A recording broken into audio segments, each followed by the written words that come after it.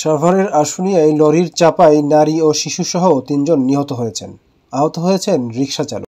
রোববার ৩ আগস্ট রাত ৯:৩০টার দিকে নবীনগর চন্দ্রা মহাসড়কের বাইপাইল কেন্দ্রীয় মসজিদ এলাকায় এই দুর্ঘটনা ঘটে। নিহতরা হলেন ব্যবসায়ী আলতাফ হোসেন, বয়স ৫০, নূরজাহান, বয়স ২৪ ও তার শিশু সন্তান আবদুল্লাহ, ৪ বছর বয়সী। ঘটনাস্থলেই আলতাফ নিহত হন। পরে নূরজাহান ও আবদুল্লাহকে আশঙ্কাজনক অবস্থায় হাসপাতালে নেওয়া হলে চিকিৎসক তাদের মৃত ঘোষণা করেন। প্রত্যক্ষদর্শীরা জানান, উল্টো পথে আসা একটি রিকশা সড়কের গর্তে উল্টে যায়। এ সময় পেছন থেকে আসা একটি লরির চাকার নিচে চাপা পড়ে রিকশা। ঘটনার পর বিক্ষুব্ধ স্থানীয়রা সড়ক অবরোধ করলে পুলিশ গিয়ে পরিস্থিতি নিয়ন্ত্রণে আনে। সাভার হাইওয়ে থানার ওসি সালেহ আহমেদ বলেন, উল্টো পথে আসা রিকশাটি দুর্ঘটনায় পড়ে। নিহতদের মরদেহ হেফাজতে নেওয়া হয়েছে, তদন্ত চলছে।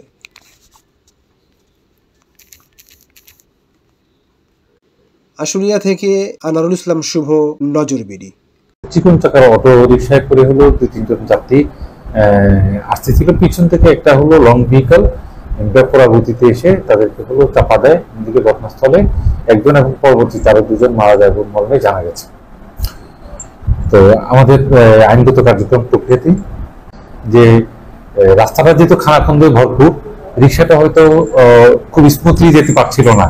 আর পিছন দিক থেকে হলো লং ভেহিকলটা যখন হলো মোটামুটি স্পিডে আসতেছিল, তখন নিয়ন্ত্রণ হারিয়ে রিক্সাটার সাথে রিক্সাটাকে চাপা দেয় মর্মে জানা গেছে।